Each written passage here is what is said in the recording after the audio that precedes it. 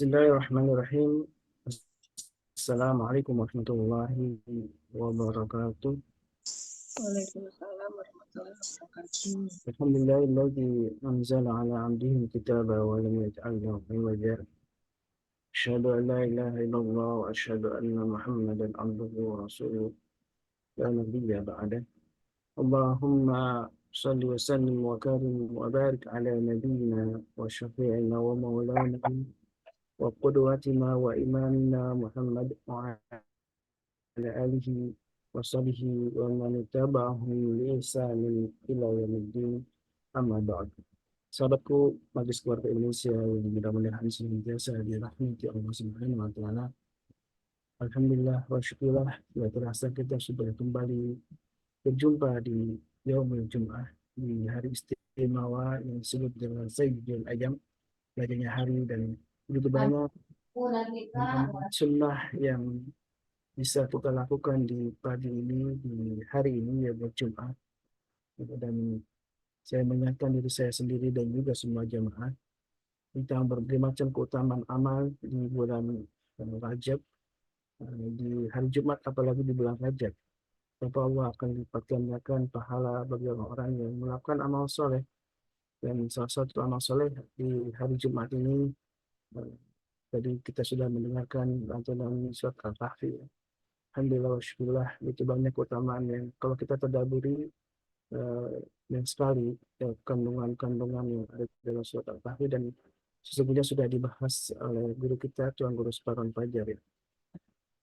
Dan alhamdulillah tentu nikmat Allah yang seringkali lupa, seringkali kita tidak mensyukurinya adalah kita bisa bangun di pagi hari ini dalam keadaan sehat walafiat, kita masih punya kesempatan, waktu luang, dan Rasulullah setelah mengingatkan kita, seringkali banyak kita melupakan pada dua nikmat yang sering kita lupa untuk mensyukurinya, yaitu adalah nikmat sehat dan nikmat waktu luang.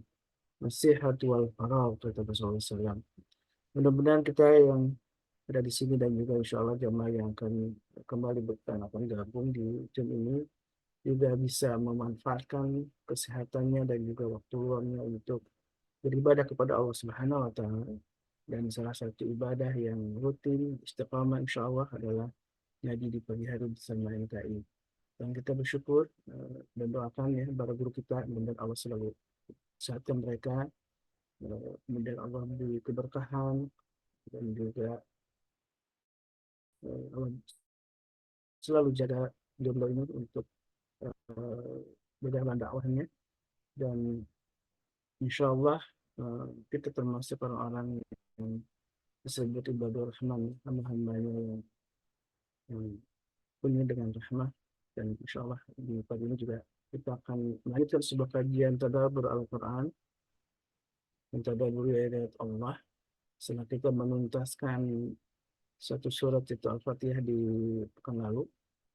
Insya Allah kita akan melanjutkan sebuah tema yang saat ini memang baru tematis ya, insya Allah, dengan tema yang sudah kami share di grup tentang cinta, mencintai Allah, buktikan cintamu kepada Allah Subhanahu wa taala.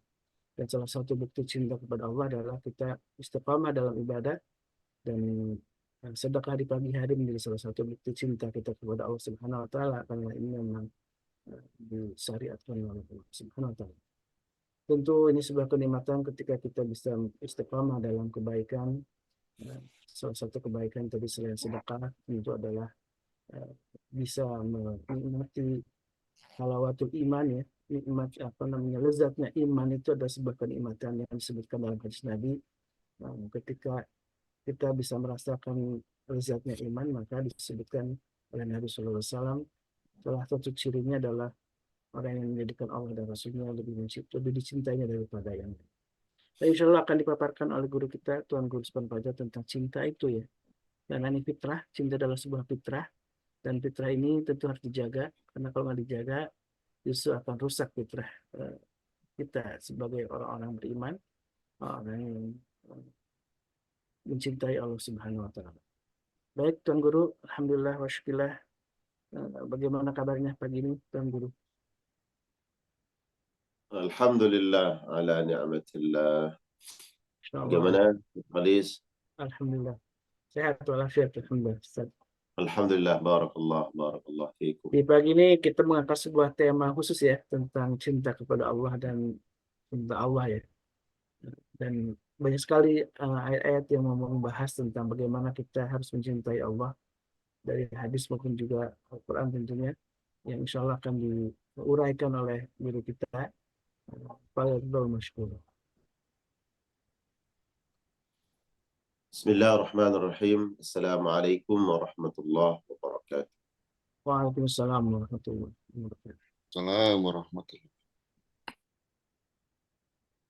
Innal hamdalillah nahmaduhu wa nasta'inuhu wa nastaghfiruh. Wa na'udzu billahi min shururi anfusina wa min sayyiati a'malina. Man yahdihillahu fala mudilla lahu wa man yudlilhu fala hadiya lahu. Asyhadu an la ilaha illallah wahdahu la syarika lahu wa asyhadu anna Muhammadan abduhu wa rasuluh. Allahumma salli wa sallim wa barik ala nabiyyina wa rasulina wa syafi'ina maulana Muhammad wa ala alihi wa ashabihi wa man sara ala nahjihi wa istanna bi sunnatihi ila yaumiddin, amma ba'du. Qalu subhanaka la ilma lana illa ma 'allamtana innaka antal alimul hakim. Allahumma 'allimna ma yanfa'una وانفعنا بما علمتنا وزدنا علما وأصلح لنا شؤوننا كلها ولا تكلنا إلى أنفسنا طرفة عين.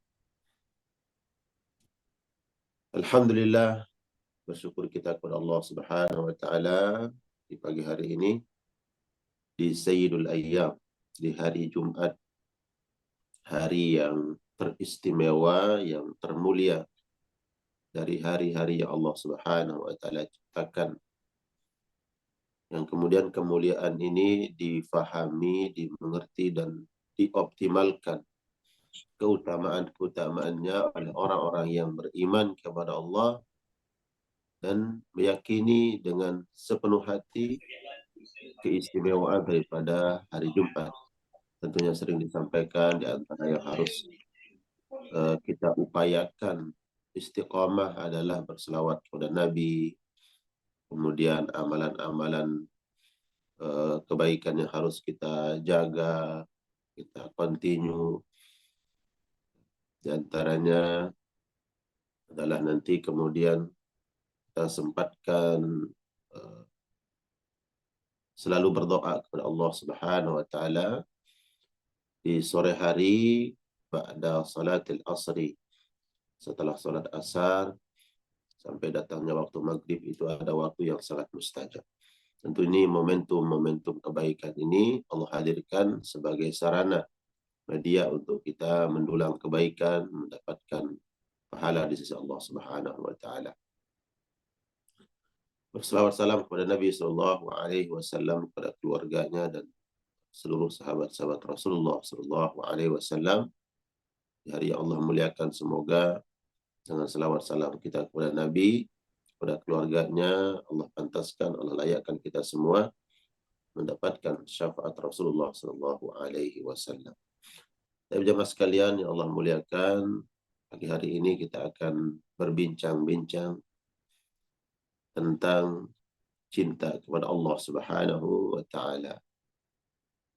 Jadi disebutkan oleh Ustaz Khalis banyak ciri-ciri, ya, tanda-tanda orang yang mencintai Allah Subhanahu wa taala. Dan kecintaan kita kepada Allah Subhanahu wa taala sesungguhnya sebuah tuntutan pada hakikatnya, tuntutan perintah Allah Subhanahu wa taala. Karena bagaimana tidak kita diminta oleh Allah Subhanahu wa taala untuk mencintainya semata. Karena Dia Allah Subhanahu wa taala yang memiliki hak penuh terhadap kita sebagai makhluk, terhadap diri kita sebagai hamba-Nya. Jadi yang memiliki hak penuh terhadap diri kita ini sesungguhnya bukan diri kita, bukan kedua orang tua kita, apalagi selain kedua mereka ini. Ya, kita, diri kita sendiri, orang tua kita, tidak memiliki hak penuh terhadap diri kita. Yang memiliki hak secara totalitas ya terhadap diri kita sebagai makhluk adalah Al-Khaliq yang menciptakan kita. Nah, Allah Subhanahu wa taala hadirkan kita di atas muka bumi sesungguhnya atas dasar cinta Allah Subhanahu wa taala terhadap diri kita. Bukan serta-merta, bukan tanpa tujuan, bukan tanpa sebab Allah hadirkan di atas muka bumi. Allah hadirkan karena cintanya Allah Subhanahu wa taala kepada hambanya yang kemudian nanti Allah akan berikan bukti tanda balasan atas tadi cintanya Allah Subhanahu wa taala kepada kita. Di akhirat Allah akan sempurnakan bentuk kasih sayang, bentuk cinta Allah Subhanahu wa taala kepada kita dengan Allah siapkan balasan terbaik, yaitu surganya, surga Allah Subhanahu wa taala yang menyenangkan hati manusia.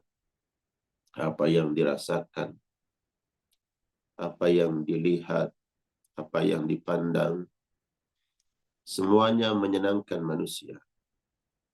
Dan ketika manusia mendapatkan kesenangan tersebut, kenikmatan tersebut, itulah yang membahagiakan Allah Subhanahu wa taala.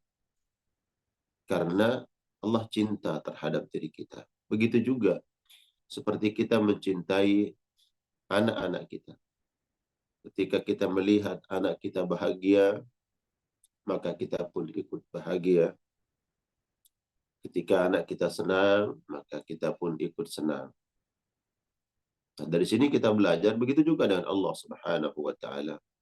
Bukan kemudian kita meletakkan Allah sama seperti manusia, tidak. Kebahagiaan Allah Subhanahu wa taala adalah ketika hamba-hambanya Allah masukkan ke dalam surga.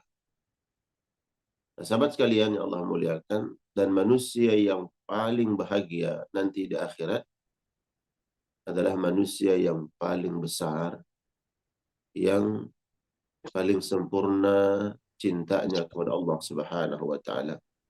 Dan nanti ini kita akan berusaha ya memahami perkara-perkara yang membangun cinta kita kepada Allah Subhanahu wa taala. Jadi manusia yang paling sempurna kebahagiaannya, kesenangannya nanti di akhirat adalah orang yang paling tinggi cintanya kepada Allah Subhanahu wa taala.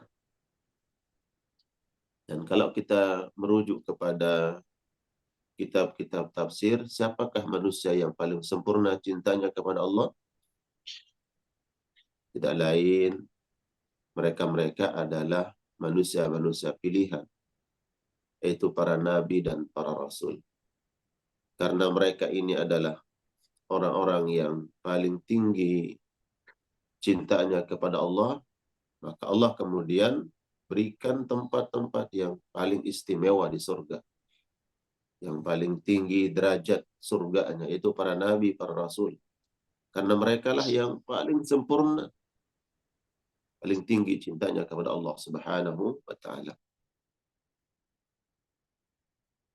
Dan ini diungkapkan oleh Imam Ghazali dalam kitab Ihya. Saya punya kitab Ihya Ulumuddin. Ya. Imam Ghazali mengatakan, "I'lam anna as'adal khalqi halan fil akhirah aqwahum hubban lillah."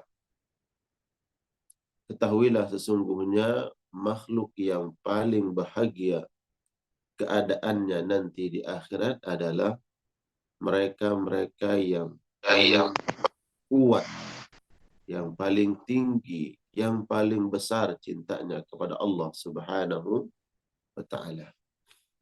Jadi inilah yang kita bangun, sahabat sekalian Allah muliakan. Hadir di kajian pagi hari ini, bahkan kajian setiap hari, ba'da salat subuh, kita hadir. Saya pikir ini upaya ya atau sebuah ikhtiar yang berat sesungguhnya. Betul tidak?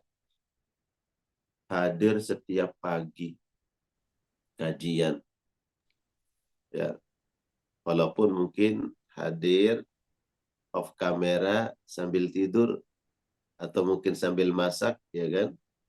Sambil ngantuk-ngantuknya di sofa, HP di samping, yang penting hadir. Nah, ya kan itu bagian dari upaya yang senyum-senyum seperti Pak Selo ya itu. Ya, Saya itu Ustaz kalau pagi-pagi. yang begitu siapa Bunda? Saya. Bunda Darmi. Pokoknya yang para jamaah ikhwani yang off kamera patut saya duga gitu ya. Patut saya duga sedang Ya, nyandaran aja. di sofa, ngantuk, tidur tapi HP di samping gitu. Oh Insya Allah enggak, tidak, Tuan Guru. lagi benah-benah, lagi lagi benah-benah. Ya, yang bapak-bapaknya gitu kan yang Pak off Bapak ini, kameranya. Pak Kalau Bapak. yang para bunda kan mungkin ada uzurnya ya kan tidak pakai mukena atau karena eh, tidak buka kamera karena ingin maslahat dan sebagainya. Tapi ini kan bagian upaya kita untuk membuktikan itu mahabbah cinta kita kepada Allah Subhanahu wa taala. Kenapa Kalau hanya saya? sekedar bicara cinta-cinta itu ya jagonya Pak Selo tuh, Sehingga terus yang kena. iya kan? Ada apa ini pagi-pagi ini? Soalnya pada Kalau ngumpet hanya sekedar semua ya. bicara itu Ada apa ini? ya kan semua orang lah ya. Tapi bagaimana membuktikan cinta itu kan yang penting. Ya. Cinta itu kata-kata atau sikap sih? Ya, Hati, Ustaz. hati. Ya, hati. Dan dibuktikan dengan aksi gitu ya. Baik. Antum sekarang gini. Bunda Arini yang udah on kamera. Saya mau tanya. Hadir di musola, Tuan Guru, insya Allah di Lebih- rumah katanya. Lebih percaya orang yang ngomong cinta-cinta, tapi sikapnya tidak membuktikan cinta. Syukur. Atau ada orang mengatakan, aku sebenarnya dalam hati itu cinta. Gitu. Tapi dia tidak mengungkapkan, tidak membuktikan. Atau jenis yang ketiga nih, dia nggak pernah bilang I love you, ya. Tapi sikap perbuatannya itu menampakkan bahwa dia cinta ke kita. Kira-kira nih yang lebih dipercaya, betul-betul Yang cinta ketiga, itu Tuan yang Guru. yang di mana? Yang ketiga, ketiga. Tuan Guru. Oh, yang Karena ketiga. cinta itu bahasa kalbu, jadi tidak Oh. perlu diumbar-umbar, tapi sesuatu yang real, nyata, bisa dirasakan, bisa dilihat. Nah, ini pejuang cinta ini, Pak Ustaz. Amin, insya Allah. Cinta Allah, Tuan Guru, insya Iya, Allah. pejuang cinta. Ya, pejuang cinta kepada Allah ya kan. Ini kita bicara tentang cinta Allah. kepada Allah. Ya. Saya baca, saya lihat di medsos tuh. Ini candaan ya. Laki-laki yang mengatakan I love you kepada seorang gadis akan kalah dengan laki-laki mengatakan ambil aja, saya yang bayar. Masa sih? Dan juga Tuan Guru. Jadi kata Bunda Nirwan. Enggak, ini bukti cinta itu ya tidak hanya kata-kata ya. Tapi bagaimana sikap perbuatan itu menunjukkan bahwa dia cinta. Nah, itulah hakikatnya cinta kepada Allah Subhanahu wa taala. Ya. Cinta kepada Allah itu dibuktikan dengan amal saleh, amal ketaatan, amal baik, ya. Dan bedanya cinta kepada Allah dengan cinta kepada makhluk itu, cinta kepada makhluk kita harus membuktikan cinta itu, dan yang mendapatkan, yang menikmati bukti cinta kita itu adalah orang yang kita buktikan cinta kita kepadanya. Berbeda dengan cinta kita kepada Allah Subhanahu wa taala, cinta yang kita berikan kepada Allah lewat pengorbanan, itu hakikatnya adalah kembali kepada diri kita. Kalau sesama makhluk, dia butuh dengan apa yang kita berikan sebagai pembuktian cinta. Tapi Allah sama sekali tidak butuh terhadap apa yang kita berikan untuk Allah. Karena itu kemudian apa yang kita berikan, kita korbankan untuk Allah, hakikatnya akan kembali kepada diri kita. Barang siapa yang mencintai Allah, sesungguhnya dia mencintai dirinya sendiri. Ya. Orang yang mencintai Allah, pada hakikatnya dia mencintai dirinya sendiri. Sehingga apa yang dia berikan untuk Allah akan kembali kepada dirinya. Ya. Kemudian Imam Hasan Al-Basri, beliau mengatakan,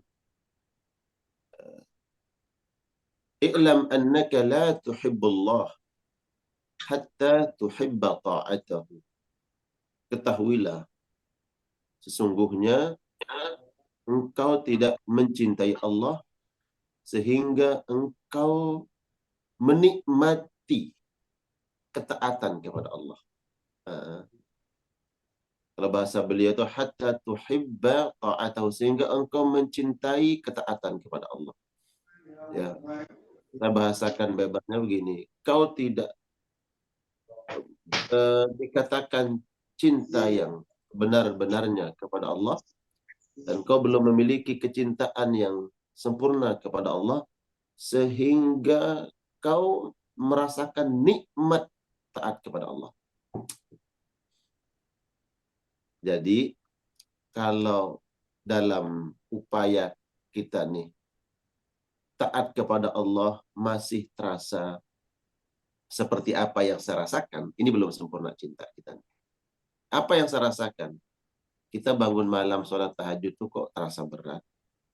Ya, bersusah-susah dulu kita hidupkan alarm, kemudian bangun pun, kemudian pucat mata kita masih sempat, aduh ngantuk ya, aduh berat ya. Kemudian melangkah ke kamar mandi untuk berwudu pun masih terseok-seok, terasa berat. Ini belum sempurna nih, ya kan?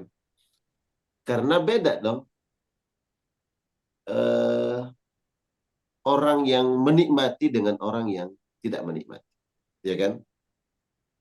Orang yang menikmati itu subhanallah, nampak dari wajah, dari sikap itu menikmati. Tapi pun kita terus berupaya ya untuk membuktikan cinta kepada Allah. Walaupun terasa berat, terasa sulit, harus melawan hawa nafsu. Ya. Tapi kita berupaya. Inilah upaya kita untuk mendapatkan cinta Allah, karena kecintaan kepada Allah yang sesungguhnya adalah apabila kemudian kita taat kepada Allah dan kita menikmati ketaatan itu. Dan ini yang kita bangun.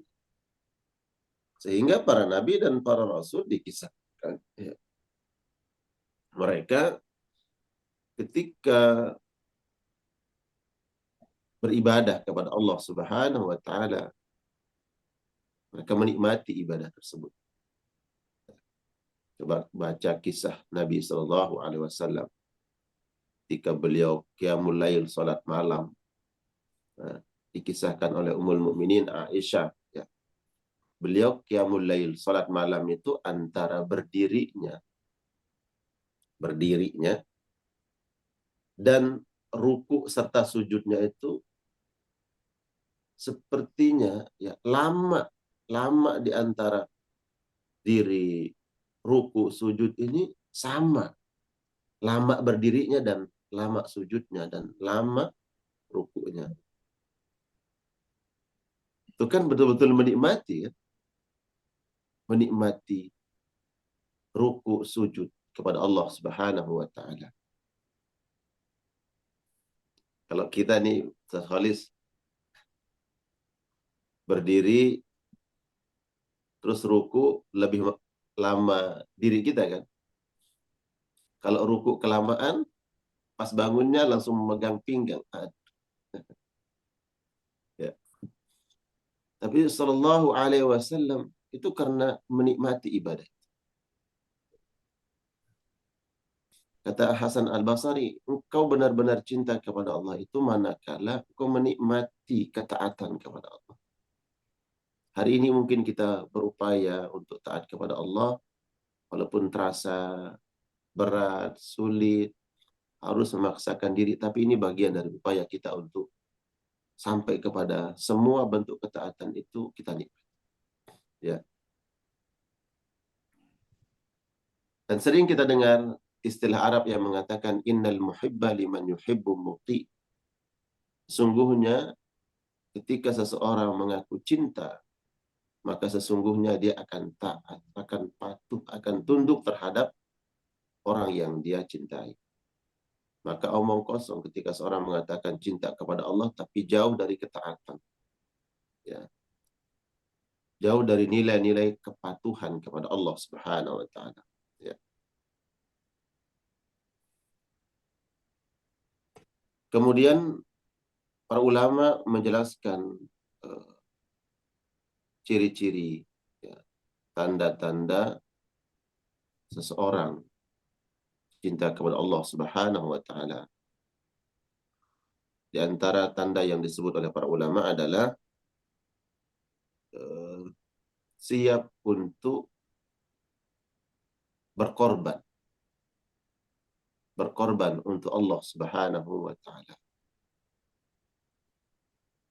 Karena saya katakan tadi, ya, bahwa bukti cinta seseorang itu nampak dari sikap dan perbuatan, bukan dari ucapan. Kalau hanya sekedar bicara, berucap, saya pikir semua orang akan mudah bicara. Ya.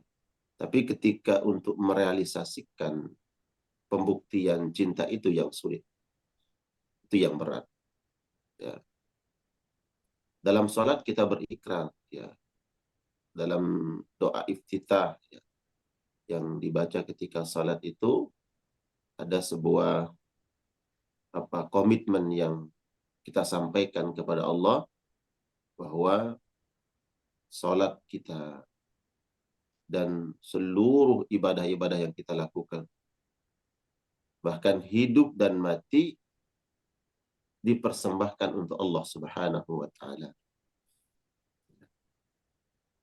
Teks Arabnya bunyinya apa? Apa yang sama Bunda Yulia? Inna sholati wa nusuki wa mahyaya wa mamati lillahi rabbil alamin. Itukah Tuan Nah, Guru? itu urutannya. Rabbil alamin. Iya, Masya Allah. Kul, katakan, inna salati, sesungguhnya salat ibadah kepada Allah. Semua bentuk salat wajib. Kemudian tadi saya sebutkan salat yang kadang sulit untuk kita lakukan, bangun di malam hari, salat tahajud. Ya. Inna salati wa nusuki, dan seluruh nusuk. Nusuk itu segala kebaikan-kebaikan yang dicintai oleh Allah. Ya. Kita persembahkan untuk Allah. Orang bersedekah untuk Allah. Menolong orang lain semata-mata mengharapkan wajah Allah. Dia baca Quran juga karena Allah. Dan seterusnya. Itu disebut dengan nusuk. Jadi semua apa yang Allah cintai yang tidak terikat dengan waktu dan tempat, ya, adalah ibadah. Salat tadi ibadah, tapi dia terikat dengan waktu yang wajib, ya, yang wajib-wajibnya. Kemudian juga ada yang terikat dengan tempat, ya. Salat tahiyatul masjid itu terikat dengan tempat, dan haji terikat dengan tempat. Dan seluruh nusuk itu adalah ibadah-ibadah yang bersifat umum. Ya, apa yang kita lakukan berupa kebaikan itu nusuk, ibadah. Inna salati wa nusuki wa mahyaya, hidup Mati. dan matiku lillahi rabbil alamin. Jadi persembahkan untuk Allah Subhanahu wa Ta'ala. Wa ta'ala. Hidup dan mati untuk Allah. Ya Rabbi. Ini kan sebuah ungkapan yang menyenangkan bagi yang mendengarnya. Ya. Gimana dulu para bunda? Pernah nggak suami dulu waktu berusaha untuk mendapatkan hatinya bunda tuh, pokoknya kita sehidup semati, ngomong gitu nggak? Oh gitu ya. Bunda Nirwana ngomong Jadi begitu, ke surga. mati. Enggak Gitu kayak ya, gitu. bukan. Baru ingat kita deh. Baru Sehidup ingat, sesurga, Tuan Guru. hah? Sehidup ke surga. Bener, emang ngomong begitu dulu. Nggak, ini yang real aja, real yang dulu diomongin. Enggak, Ustaz. Hmm. Inna salati wa nusuki wa mahyaya, Wah, hidupku, wa mamati dan matiku, lillah rabbil alamin. Kita hidup untuk Allah, dan itu ikrar loh. Ya, janji kita dalam salat-salat kita. Jangan sampai kemudian kita ini digolongkan oleh Allah jadi orang munafik. Orang munafik itu adalah dia pandai mengumbar janji, tapi Menepati. untuk menepati, bodoh dalam menepati, ya kan? Kalau mengumbar, dia umbar. Ya, kita ini kan setiap sholat, katakanlah sholat setiap waktu 17 rakaat kita sholat, ya. Dan kita di situ di awal sholat kita berjanji kepada Allah 5 kali sehari kita berjanji kepada Allah. Kalau kita tidak tepati, berarti gombal banget kan? Ya kan? 5 kali sehari menyebut seperti itu. Kalau tidak ditepati, gombal. Inna salati wa nusuki wa mahyaya wa mamati. Hidupku dan matiku untuk Allah. Nah, setelah kita menyampaikan seperti itu kan harus ada upaya untuk pembuktian cinta kepada Allah Subhanahu wa Ta'ala. Dan bagian dari upaya kita adalah ya hadir di kajian ini. Terus istiqamah adalah bagian dari upaya kita untuk membuktikan cinta kepada Allah Subhanahu wa Ta'ala. Dan banyak lagi upaya-upaya yang kita lakukan. Ya. Pembuktian cinta kepada Allah Subhanahu wa Ta'ala. Jadi siap berkorban untuk Allah Subhanahu wa Ta'ala. Orang-orang kafir, mereka berkorban loh. Dalam kebatilan mereka berkorban. Dan mereka tahu apa yang mereka lakukan itu berupa kebatilan, kemungkaran. Tapi mereka siap berkorban. Ya. Allah sebutkan di dalam surah Al-Anfal ya, ayat 36 bahwa orang-orang kafir itu berkorban dalam kebatilan, dalam keburukan.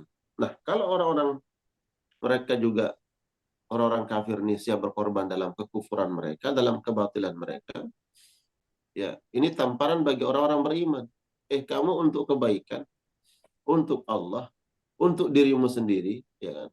Tidak mau berkorban. Sedangkan mereka dalam kebatilan, dalam kebinasaan, dalam kehancuran mereka berkorban. Innal ladzina kafaru yunfiquna amwalahum liyasuddu an sabilillah fasayunfiqunaha thumma takunu alaihim hasratan thumma yughlabun. Mereka orang-orang kafir itu mengorbankan harta-harta mereka untuk menghalangi agama Allah. Ya. Setelah mereka mengeluarkan 1 kali, mereka tambah lagi 2 kali. Mereka tidak puas karena mereka gagal, mereka kemudian mengulangi, berupaya lagi. Terus seperti itu sehingga mereka jatuh kepada kebangkrutan. Nah, kata ulama, Allah menggandengkan pengorbanan orang-orang kufur, ya, orang-orang kafir ini dengan kebangkrutan, ya, menunjukkan apa? Bahwa apa yang dilakukan oleh orang-orang beriman adalah sangat berbeda dengan hasil yang mereka dapatkan. Orang kafir mengeluarkan sesuatu untuk Allah, mengeluarkan harta mereka untuk Allah, menghabiskan waktu mereka. Mereka mengeluarkan waktu mereka bukan untuk Allah, mengeluarkan harta mereka bukan untuk Allah, orang-orang kafir. Yang kemudian endingnya adalah mereka mengalami kebangkrutan, maka orang-orang beriman berbeda yang mereka dapatkan. Mereka keluarkan untuk Allah, maka yang mereka dapatkan adalah bukan kebangkrutan, tapi keberuntungan. Lalu ending mana yang lebih baik? Hasil mana yang membuat orang bahagia? Tentunya adalah keberuntungan. Ya. Ketika berkorban untuk Allah, maka orang tersebut akan beruntung. Ya. Jadi di antara pembuktian cinta kepada Allah adalah siap berkorban untuk Allah Subhanahu wa Ta'ala. Dan bentuk pengorbanan ini kan berbeda-beda. Ya, bentuk pengorbanan kita berbeda-beda sesuai dengan kemampuan, sesuai dengan apa yang Allah berikan. Ya, pengorbanan kita mungkin berbeda-beda. Ya, tapi tentunya kita sudah membangun komitmen di dalam salat kita bahwa kita siap berkorban untuk Allah. Wa mahyaya wa mamati lillahi rabbil alamin. Ya, itu merupakan komitmen kepada Allah Subhanahu wa Ta'ala. Kemudian di antara pembuktian cinta kepada Allah Subhanahu wa Ta'ala adalah ketika seseorang selalu menghadirkan rasa khasyah. Rasa khasyah itu rasa takut kepada Allah Subhanahu wa Ta'ala. Untuk membuktikan bahwa kita cinta kepada Allah itu dengan selalu khasyah, takut kepada Allah Subhanahu wa Ta'ala. Nah, para ulama kemudian menyebutkan khasyah ini adalah bukan takut yang membuat kita jauh atau berlari dari Allah, tapi khasyah adalah penggabungan antara penuh harap kepada Allah Subhanahu wa Ta'ala dan menggabungkan keagungan, kemuliaan Allah Subhanahu wa Ta'ala. Ya. Menggabungkan antara khauf kita, takut kepada Allah, dengan penuh harap dan pengagungan kepada Allah Subhanahu wa Ta'ala. Sehingga seseorang ketika takut kepada Allah itu bukan berlari, tapi mendekat dengan mengagungkan Allah Subhanahu wa Ta'ala. Subhanahu wa Ta'ala. Dan ini wujud daripada nilai-nilai salat itu ada, melahirkan khasyah. Ya, khasyah dalam salat. Ya. Kaitannya dengan inna salati. Ketika seseorang salat itu bukan hanya gerak tanpa makna, bukan pula ucapan tanpa makna. Tapi dalam setiap gerakannya dan setiap ucapannya itu ada pengagungan kepada Allah Subhanahu wa Ta'ala. Allah Akbar. Itu takbir. Takbiratul ihram. Ya. Takbiratul ihram. Rukun yang kedua dalam salat. Ya. Pertama niat, kedua takbiratul ihram. Nah, takbir itu bukan hanya sekadar melafazkan, ya, bukan pula hanya sekadar menggerakkan tangan, ya. Melafazkan Allah Akbar kemudian menggerakkan tangan dalam takbir Allah Akbar, itu harus dimaknai dengan khasyah. Khasyah itu bahwa di situ ada rasa takut kepada Allah, kemudian penuh harap kepada Allah Subhanahu wa Ta'ala, dan mengagungkan Allah. Mengagungkan Allah dalam takbir Allah Akbar. Jadi ini kita sedang berhadapan, kita sedang bersama yang maha segala-galanya. Ya. Di situ ada pengagungan. Nah, inilah yang dimaksud dengan khasyah. Dan khasyah ini adalah, ya, lahir karena adanya mahabbah Lahirkan adanya cinta kepada Allah Subhanahu wa Ta'ala. Ya. Jadi makanya sholat itu harus dimaknai, ya. Ya, dimaknai. Ketika takbir itu hadirkan pengagungan kepada Allah Subhanahu wa Ta'ala. Ya. Nah, kalau kita sudah mulai sholat ini dengan tadi dengan rasa khasyah, maka insya Allah nih di rakaat pertama, rakaat kedua, ketiga, keempat, kalau kita sholat yang 4 rakaat, maka akan terjaga nilai-nilai kehusyuan, ya, dan akan terjaga kualitas sholat, kualitas khusyuk. Tapi kalau kita membuka sholat ini dengan tidak menghadirkan khasyah tadi, ya hanya sekadar Allah Akbar, lisan berucap Allah Akbar, anggota tubuh kemudian bergerak, tangan takbir, tapi kalbunya lalai, ya, kalbunya lalai tidak mengagungkan Allah, maka jangan harap nanti rakaat kedua masih khusyuk, rakaat ketiga masih khusyuk. Ya. Apa yang terjadi? Suka lupa Lupa, rakaatnya. ya, kemudian lupa bacaan, Hmm. ya. Semua Lupa juga. aktivitas di luar sholat seolah-olah kemudian menyatu, yang ngumpul dalam ingatan kita. Oh ini, oh itu, ya kan? Perkara-perkara di luar sholat akhirnya teringat ketika sholat. Betul nggak? Betul. Betul, Tuan Guru. Salat Ya. lautan ingatan. Apa? Sholat lautan ingatan. Iya, gitu. Kan jadi inget macam-macam soalnya. Ya. Iya, betul. Tapi yang nggak keinget kayaknya utang, ya. Inget juga dong Tuan Guru. Ingat juga. Jadi ini tanda cinta kepada Allah itu adanya khasyah, takut kepada Allah Subhanahu wa Ta'ala. Allah sebutkan, ya, di dalam Al-Quranul Karim bahwa orang-orang yang cinta kepada Allah itu yakhshawnahu wa la yakhshawna ahada illallah. Orang-orang yang cinta kepada Allah itu mereka takut kepada Allah, yaitu khasyah, dan tidak ada satu zat pun yang lebih dia takuti kecuali Allah Subhanahu wa Ta'ala. Jadi kata khasyah ini terjemahkan takut, maknanya adalah tadi bukannya takut yang seperti kita takut kepada orang, bukan takut kepada binatang, tapi ada pengagungan. Ya, khasyah itu ada pengagungan, memuliakan.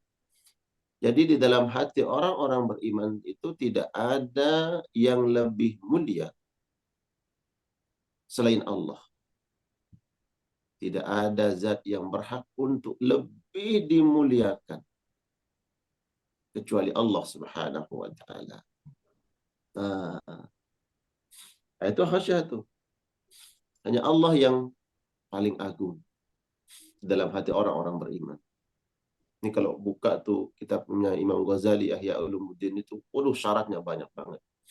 Ya, syarat-syarat khasyah itu, dan beliau menyebutkan adanya sebuah tadrib. Tadrib itu latihan, ya, atau riyadhah. Riyadhah itu mengamalkan sebuah amalan-amalan yang kemudian nanti sampai kepada khasyah tadi. Takut, tapi bukan takut seperti takutnya terhadap manusia.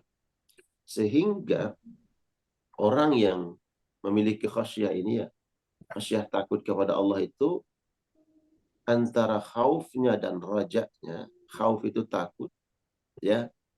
Raja itu penuh harap, dia lebih kuat di rajanya. Raja itu bahwa dia tahu Allah itu maha kasih sayang. Dia tahu Allah itu maha baik. Dia tahu Allah maha pengampun. Itu yang lebih kuatnya kalau orang-orang yang khasyah, ya. Walaupun tentunya dimensi khauf itu juga selalu ada. Itu. Khauf takut akan azab Allah. Tapi dia selalu lebih menitik beratkan daripada kasih sayang Allah Subhanahu wa taala. Itu orang-orang yang khasyat. Ya. Jadi di antara tanda orang-orang yang mencintai Allah Subhanahu wa taala, hatinya selalu ada nilai-nilai khasyah, takut kepada Allah. Ya. Ingat tadi saya jelaskan khasyah itu beda dengan khauf. Khauf takut. Khasyah juga diterjemahkan takut, tapi khasyah ini adalah disertai dengan apa? Pengagungan kepada Allah Subhanahu wa taala. Orang-orang beriman Allah sebutkan di dalam surat Al-Ahzab, yakhshawnahu wa la yakhshawna ahadan illallah. Yang paling mulia dalam pandangannya, yang paling agung dalam pandangannya, dalam hatinya orang-orang beriman adalah Allah Subhanahu wa taala. Ya. Kemudian juga disebutkan ya di antara tanda-tanda orang beriman, tanda orang-orang yang mencintai Allah Subhanahu wa taala, dia betul-betul memurnikan Allah Subhanahu wa taala dalam peribadatan dan tidak menyekutukan Allah dengan sesuatu apapun. Inilah cinta yang sebenarnya. Ya. Hanya Allah semata. Dan kita pun ya sebagai manusia sering mengungkapkan itu terhadap siapa? Terhadap pasangan. Betul nggak Bunda Darmi? Ya. Selalu kita sebut Bunda Darmi. Ya kan? Mau nggak Bunda Darmi diduain? Oh, kenceng banget ketawa. Kita sebut diduain deh. Mau nggak Bunda Darmi diempatin gitu? Mau nolak. Mau langkah 1000. Ini kalau tema ini bahaya Ustaz Ali. Ustaz Falis. Ya, nggak apa-apa. Saya sebut biar nggak ngantuk. Ya. Nah kalau ada yang bapak-bapaknya ngantuk, biasanya dengar tema ini langsung nggak ngantuk. Bangun ya. Ustadz Holly senyum-senyum. Iya. Saya yang senyumnya Bunda. Kalau Ustaz Falis senyumnya bukan 1000 makna, 1.000.000 makna. Mana? Kalau Pak Selo senyum nggak? Off kamera nggak berani senyum. Ya. Buka nanti surat Al-Baqarah ya. Al-Baqarah ayat 165. Wa minan nasi man yattakhidhu min dunillahi andada. Dan sebagian manusia itu ada yang menjadikan selain Allah sebagai sekutu Allah, tandingan Allah. Kita aja nggak mau diduain apalagi Allah, ya kan? Bunda Darmi, Bunda Nirwana, Bunda Elvina juga nggak mau diduain apalagi Allah, ya kan? Dokter Ana juga nggak mau apalagi Allah. Padahal suami kita tuh, mohon maaf nih, suami kan bukan mutlak punya kita, betul nggak? Sepakat kan. Nah, udah berarti benar loh Bunda Darmi. Suami Bunda Darmi itu bukan mutlak punyanya Bunda Darmi. Benar. Wah.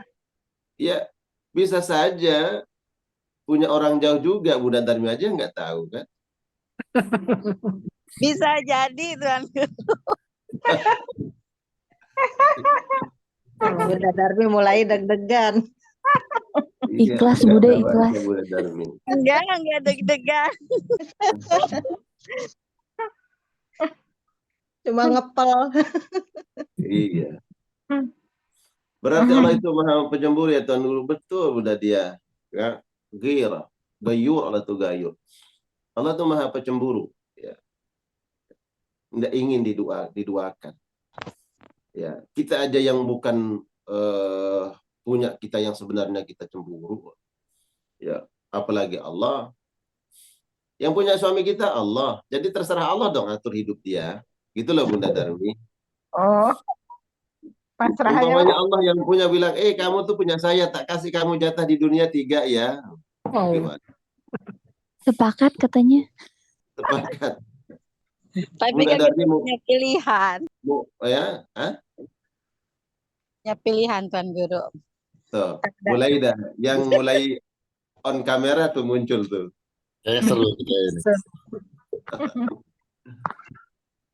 Makanya dulu. Iya. Ini kita coba dengan bercanda, tapi ingat kita aja nggak mau, apalagi Allah, ya kan? Nanti kita turunkan turunan daripada tentang menduakan Allah ini dalam bentuk apa sih, ya kan? Ya, jangan-jangan juga menduakan Allah itu dalam menolak syariatnya loh. Ya Allah nggak mau didoakan, diduakan. Kalau yang menganggap ada syariat yang lebih baik itu menduakan Allah. Kita menganggap ada syariat yang lebih baik, ada aturan yang lebih baik, itu menduakan Allah dalam akidah. Siapa yang mengatakan Al-Quran ini tidak sempurna, berarti akidahnya rusak, akidahnya batil.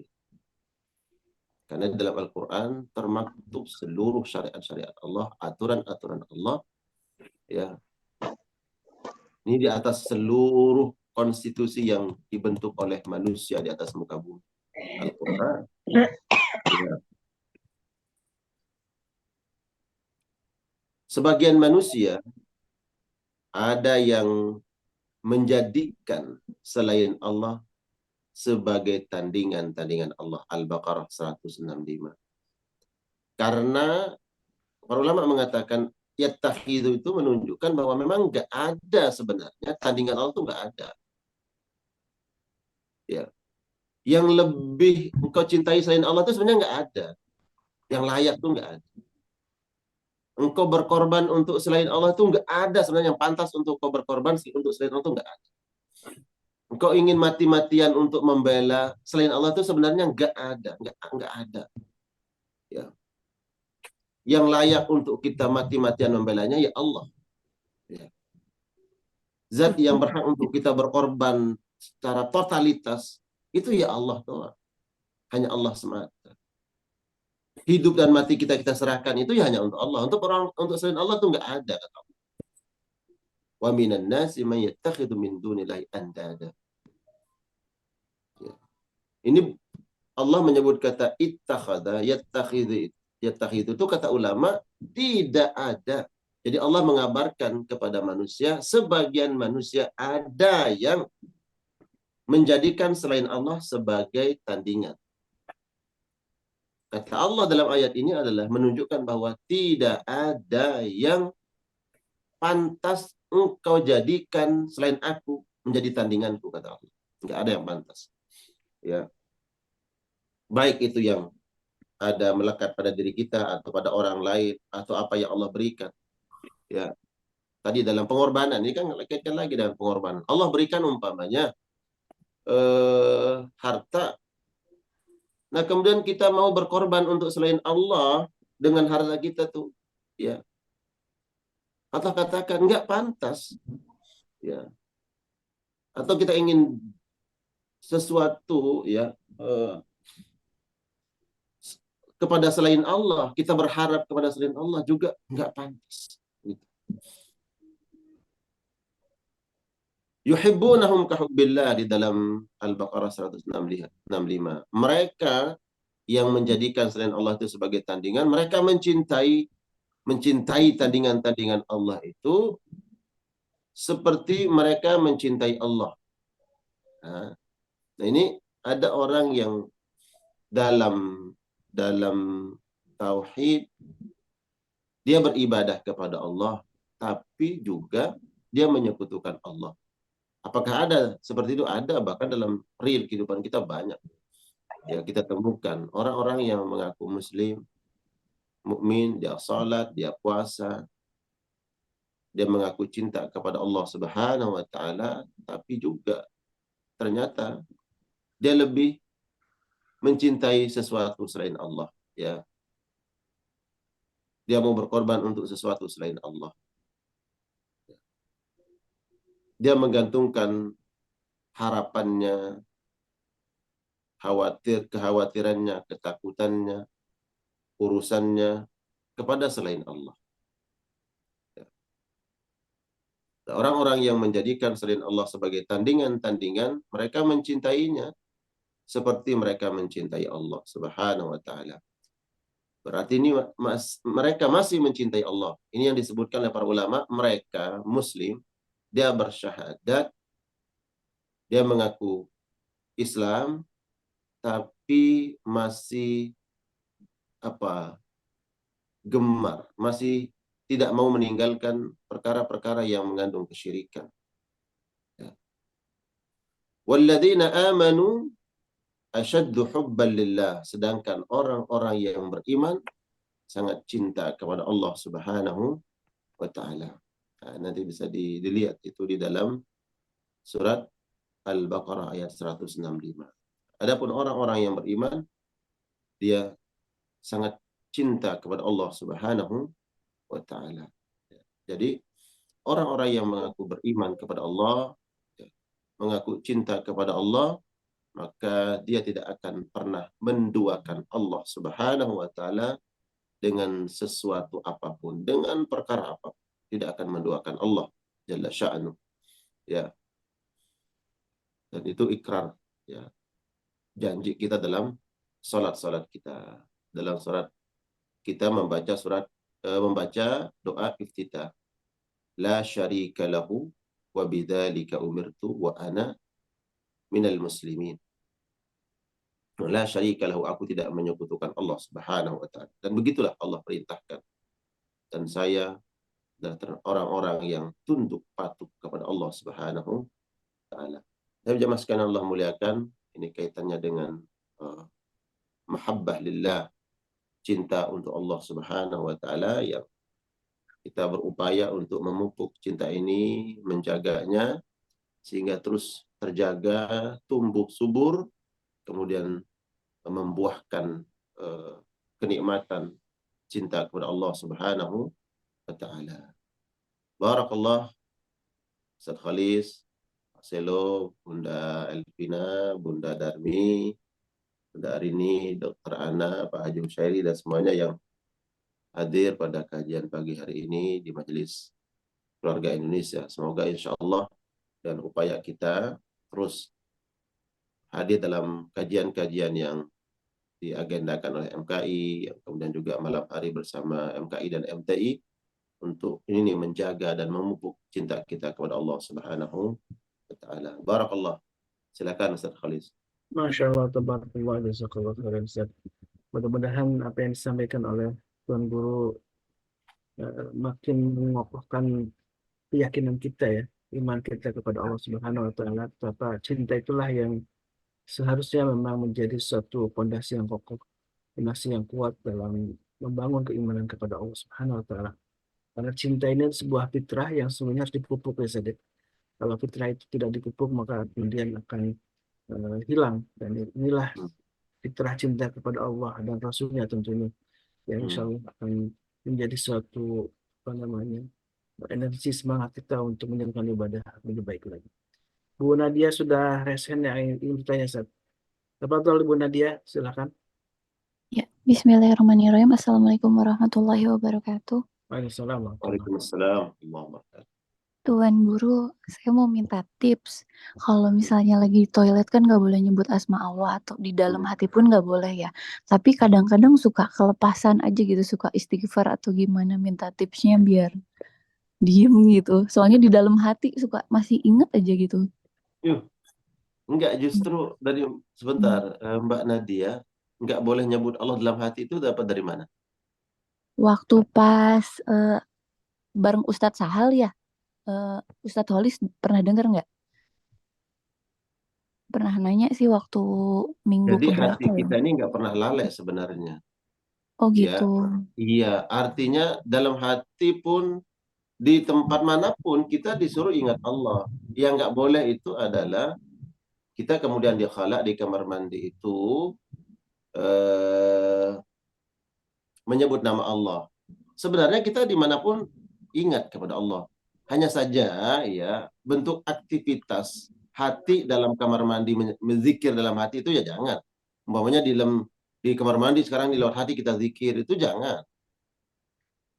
Ya, aktivitas zikir dalam qalbu, ya dengan lisan, itu kita di dalam kamar mandi nggak boleh menyebut nama Allah. Tapi kalau mengingat Allah boleh, tiba-tiba kita ingin wudhu nih, ya kan? Kita ingin wudhu. Makanya wudhu dalam kamar mandi itu nggak boleh bertalafuz, melafazkan, menyebut, karena ketika kaitannya dengan niat itu zikir niat, menyebut, melafazkan niat itu nggak boleh di tempat-tempat yang dilarang oleh Nabi SAW. Di antaranya adalah al-khala. Adapun ketika kita wudhu nih di kamar mandi, boleh nggak wudhu di kamar mandi? Boleh. Wudhu di kamar mandi itu boleh. Yang nggak boleh adalah ketika kemudian ada orang yang melafazkan menyebut nama Allah di kamar mandi, nggak boleh. Tapi di kamar mandi boleh, dan berarti ada niat di situ. Ketika niat ada mengingat Allah, jadi boleh. Ya, yang tidak boleh adalah beraktivitas, aktivitas zikir. Ya, aktivitas zikir seorang di kamar mandi sambil mandi kemudian dalam hatinya dia berzikir, itu jangan. Ya. Tapi untuk lalai dari mengingat Allah itu nggak boleh. Nggak boleh lalai. Di kamar mandi pun kita harus ingat Allah. Ya, beda ya antara aktivitas dengan mengingat Allah. Bedakan ya. Tuan Paham ya? Guru, Ya. Tuan Guru maaf, maksudnya kayak kelepasan dalam hati itu istighfar gitu. Ya, ya itu dulu saya luruskan yang tadi ya dulu. Ya, Iya. saya luruskan tadi yang tadi bahwa kita nggak boleh lalai mengingat Allah dimanapun, termasuk di tadi di kamar mandi seseorang boleh mengingat Allah Subhanahu Wa Taala, tapi aktivitas zikir di kamar mandi jangan, baik dengan talafuz ataupun dengan qalbu, jangan aktivitas zikir dalam kamar mandi. Tapi tidak boleh lalai mengingat Allah. Kita harus ingat Allah di mana saja. Karena itu sebagai benteng, sebagai proteksi kita, penjagaan kita. Nah, adapun cara ya nanti saya juga jawab pertanyaannya Mbak Nadia. Jadi kalau seseorang masuk kamar mandi dan keluar kamar mandi itu melafazkan doa masuk kamar mandi dan keluar kamar mandi itu bukan di dalam kamar mandi, tapi di luarnya, karena tidak boleh menyebut nama Allah di dalam kamar mandi. Jadi kalau baca doa ya sebelum masuk melangkahkan kaki kamar mandi dan keluar setelah keluar dari kamar mandi. Nah, kalau keceplosan ya tiba-tiba kerannya patah umpamanya, astagfirullahaladzim, itu kan nyebut nama Allah kan, keceplosan. Atau sabun mandinya jatuh, atau lagi pakai sampo baru gini tiba-tiba tumpah semuanya menukan, nyebut astagfirullah umpamanya, itu kan keceplosan. La yukallifullahu nafsan illa wus'aha. Allah tidak mencatat sesuatu hal yang kita tidak sengaja, di luar kendali kita, di luar kontrol dan monitor kita. Kita nggak bisa mengontrol diri kita nih, monitor hati kita, lisan kita, tiba-tiba keceplosan. Apalagi ada orang yang latahan. Ya kalau latahnya bagus ya kan. Bunda Nirwana tahu orang latah. Ya. Tahu sih. Kalau latahnya bagus kan enak. Ustaz Walis ketika dikagetin, astagfirullahaladzim. Alhamdulillah bagus kalau latahnya istighfar. Langsung baca surat Al-Baqarah, Ustaz. Ya. Mantap. Iya. Jadi begitu Mbak Nadia ya. Kalau keceplosan mengucapkan nama Allah di kamar mandi, la yukallifullahu nafsan illa wus'aha. Ya, itu berarti menunjukkan apa? Di tempat yang tidak boleh menyebut nama Allah saja, keceplosannya nyebut nama Allah. Apalagi di tempat yang kita dianjurkan untuk menyebut nama Allah, seperti di masjid, ya kan, kita perbanyak zikir di masjid, bukan banyak ngobrol. ya kan, perbanyak baca Quran, bukan baca koran, ya kan, perbanyak baca istighfar, bukan banyak baca status, kan begitu, ya. Harus mengupdate ilmu di masjid, bukan mengupdate status, nah, begitu. Barakallah, barakallah. Begitu ya. Seperti itu maksudnya Mbak Nadia. Iya, terima kasih Tuan Guru. Barakallah. Assalamualaikum. Waalaikumsalam warahmatullahi wabarakatuh. Lanjut Bu Tuan Guru, Nadia. Ustaz Holis Tadi- izin. Bu Dina. Tadi Bunda Arini duluan ya. Oh, Lebih bentar. dulu Bunda Arini, kemudian Nanti Bunda. untuk yang ingin bertanya langsung resen dulu ya, biar Oh, maaf. Saya mau tanya tadi, Tuan Guru menyebut surat ke-8 ya, surat Al-Anfal ayat 30 ya, Tuan Guru. Al-Anfal ya ayat 3. Sebentar. Tadi kaitannya apa itu ya? Cinta pada Allah. Ya, Orang kafir, orang musyrik yang yunfiquna, itu Al-Anfal ayat 36. Oh, baik. Nanti saya ini. 36, Terima kasih Tuan Guru. Coba Yang cek kedua, ya, tadi Al-Anfal. hauf sama haulah apa Tuan Guru namanya? Khosyah. Khosyah. Hauf dengan khosyah. Bedanya takut sama yang satunya takut dengan penuh keyakinan atau Ya, pengagungan, memuliakan. Oh, takut dengan mengagungkan. Baik, terima kasih Tuan Jadi Guru. Khosyah itu adalah takut yang disertai dengan cinta, disertai dengan pengagungan, memuliakan. Itu disebut oleh para ulama ya. Baik. Terima kasih Tuan Guru, terima kasih Ustaz Halis, maafkan. Baik, Bu Dina lanjut, silakan. Assalamualaikum warahmatullahi wabarakatuh. Assalamualaikum warahmatullahi Flashback sih sama kajian UAS semalam, sebenarnya ini ada keterkaitan sih secara nggak langsung. Semalam Ustadz Adi Hidayat sempat beliau berkata gitu, kita cari dunia aja Allah kasih gitu, apalagi kalau kita cari akhirat gitu. Nah, terkait dengan mahabbah tadi ya, kecintaan kita kepada Allah tadi, kadang makin kita hijrah, makin kita menuju jalan hijrah gitu, makin Allah menguji hati kita gitu, Tuan Guru. Nah, tips apa ya yang kadang yang namanya kita iman itu kan naik turun ya. Kadang ada saatnya mungkin kita lelah, ada saatnya mungkin kita rehat gitu. Cuman kita juga harus jangan lama-lama gitu dan merasakan hal gitu. Nah, yang ingin saya tanyakan adalah bagaimana kita menyikapi hal-hal yang kadang apa ya, yang ujian yang datang tersebut itu adalah melulu urusan hati gitu. Entah itu kehilangan orang yang kita sayang, entah itu kehilangan teman yang kita sayang, entah itu kehilangan sesuatu hal yang mungkin itu sangat berarti, yang bisa menjadi motivasi sebenarnya dalam kehidupan kita menjalankan hidup itu sendiri gitu. Mohon nasihatnya Tuan. Nuhun. Baik. Begini, laisa man ra'a kaman sami'a. Tidak sama orang yang mendengar dengan orang yang melihat. Kemudian tidak sama laisa man sami'a kaman daqa. Tidak sama orang yang dapat cerita dengan orang yang mengalami langsung.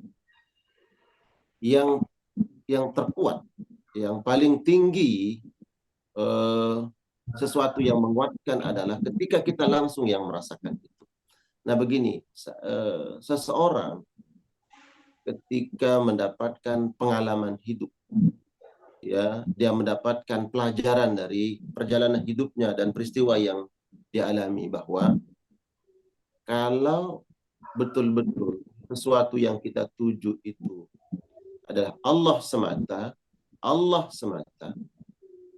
maka rintangan, cobaan, ujian, apapun bentuknya, dia akan terkalahkan dengan obsesi tadi. Obsesi dan tujuan utama kita adalah Allah Subhanahu wa Ta'ala. Inilah yang harus kita bangun. Ini yang harus kita bangun. Ini harus dikuatkan. Ustadz berat, Ustadz ujian ini. Baik, saya tahu itu berat. Tapi sebenarnya ini kita belum kuat dalam menguatkan obsesi ini. Tujuan kita ini. Kalau itu yang sudah menjadi obsesi tertinggi kita, betul-betul itu, maka yang lain akan rasa ringan. Ujian berat, ujian sulit, ya, susah untuk dilewati, susah untuk diatasi, ya, terkait dengan hati, ya, mungkin tidak sabar, tidak redha, tidak ikhlas, sedih, merasa kehilangan. Ya, iya, itu ujian, itu berat. Tapi dia akan kemudian mudah kita lewati dan dia akan menjadi ringan apabila obsesi yang kita tuju ini betul-betul kuat dan itu tujuan utama. Ini harus kita bangun, Bunda. Ketika seseorang umpamanya diuji oleh Allah Subhanahu wa taala dengan diambil orang yang dia cintai. Ada seorang di zaman Nabi SAW, 3 anak laki-lakinya di dalam waktu yang bersamaan kembali kepada Allah. Bayangkan, 3 anak laki-lakinya di waktu yang bersamaan dipanggil oleh Allah Subhanahu wa taala.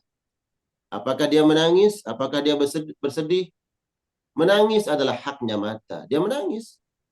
Sedih adalah haknya hati. Tapi di atas hak mata dan hati itu adalah ada Allah Subhanahu wa taala. Dia mengatakan, inilah yang aku berikan untuk Allah. Dia menangis, dia bersedih karena fitrahnya tidak bersedih. Tapi dia mengatakan, inilah yang aku berikan untuk Allah. Bayangkan. Jadi kemudian tangisan itu ya hanya sekedar hak mata. Sedih itu ya hanya sekedar hak hati. Tapi semuanya kemudian terasa ringan. Dia hanya sekedar memberikan haknya saja. Ya, saya berikan hak hati, dia bersedih, itu haknya hati. Saya berikan hak mata, memang dia menangis. Itu haknya.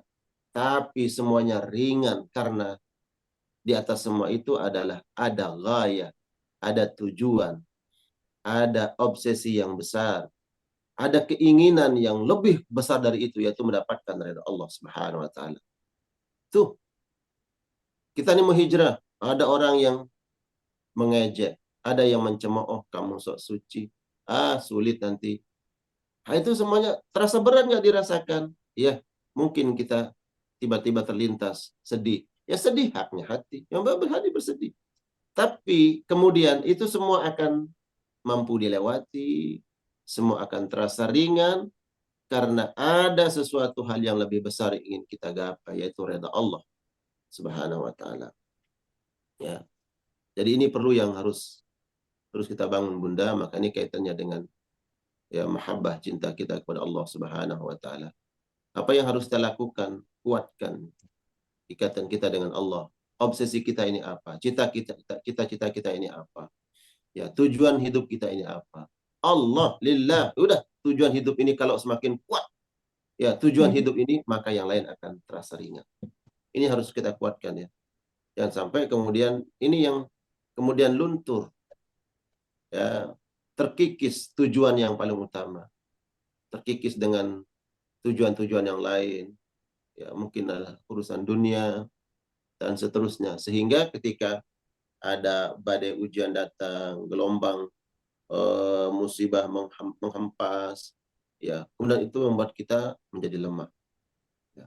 Kenapa? Karena cita-cita tertinggi kita ini yang kemudian tergerus. Ya. Itulah yang sesungguhnya ya yang paling penting ya Bunda. Adapun mungkin nanti apa yang harus kita lakukan, ya kita harus tetap istiqomah untuk ilmu, menambah wawasan, kemudian memiliki lingkungan yang baik, ya, dan berupaya untuk terus istiqomah mengamalkan syariat-syariat Allah Subhanahu wa taala. Begitu ya Bunda, barakallah. Semoga terjawab pertanyaannya. Jazakallah. Baik, Barakallah. Alhamdulillah. Jadi saya teringat dengan sebuah ayat Ustaz, tadi menimpali apa yang ditanyakan oleh Bu Dina ya, di surat Al-Hadid itu ada orang yang beribadah kepada itu al-hafid, hanya di permukaan. Apabila dia ditimpa mendapatkan kebaikan, gitu, kenikmatan, maka dia akan tenang gitu. Ma'an nabi dan asabatu fitnatun inqalaba ala wajhi, kemudian dia kembali lagi tidak lagi beriman kepada Allah Subhanahu wa taala. Mudah-mudahan kita termasuk orang-orang yang istiqomah ya, dan sudah diajarkan oleh guru-guru kita Amin ya ada doa-doa yang Amin ya Rabb. untuk istiqomah dalam ketaatan ya. Amin ya Ingat mungkin Rabb. doanya ya. Masih ingat ya sahabat-sahabat jemaah yang dimuliakan Allah dengan doa yang sudah diajarkan oleh Tuan Guru dan juga Ustaz Badi itu ya, tentang doa bagi Rabbana kita tuzi istiqomah qulubana. dalam ketaatan. Kemudian Terus karena itu memohon kepada Allah tidak pernah berhenti ya. Apalagi dalam sholat kita sudah sudah melafadzkan ya tentang bagaimana kita memohon kepada Allah.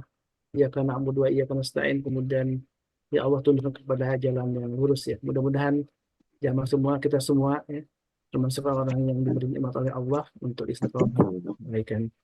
Jazakallah khairan Ustaz atas semua nasihat untuk kita di pagi hari ini, pagi yang mulia di hari Jumat di bulan Rajab lagi.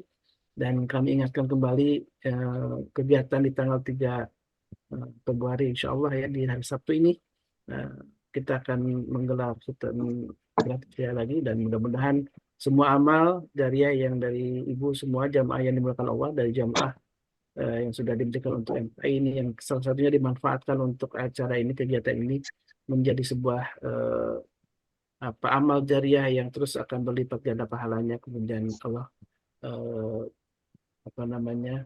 balas tidak hanya di akhirat kelak, tapi juga di dunia ya, mendapatkan kebaikan keberkahan di dunia bersama keluarga-keluarga kita. Amin Allahumma amin. Dan saya ingatkan juga ini ada beberapa produk MPI, dari mulai garam kesehatan dari Ustaz Dodi Al-Jambari, juga ada parfum dari Ustaz Sahal ya. Dan tentu dari buku dari Tuan Guru itu ada buku ya, insya Allah Tadabbur Al-Fatihah yang sudah disebar kemana-mana. Mudah-mudahan ini juga jadi yang sudah berwakaf untuk buku ini yang sudah disebar ke berbagai tempat, salah satunya di Lombok ya, di kediaman Tuan Guru Supar Fajar di kampung di Lombok. Mudah-mudahan ini juga jadi amal jariah yang terus akan berlipat ganda pahalanya untuk kita semua ya. Dan ini mudah-mudahan kalau yang belum wakaf silahkan, masih ada waktu, apalagi di bulan Rajab ini, bulan yang istimewa, bulan haram, maka kebaikan Allah akan lipat gandakan lagi, apalagi wakaf ya. Wakaf di bulan Rajab lagi, Masya Allah, Tabarakallah. Mudah-mudahan ini satu kesempatan yang tidak sia-siakan. Jangan lupa untuk pagi hari kita biasakan bersedekah pagi ya, berapapun, karena disebutkan dalam sabda Nabi, amal yang paling dicintai Allah itu adalah adwamuhu wa in qalla, istiqomahnya walaupun sedikit, kata Rasulullah.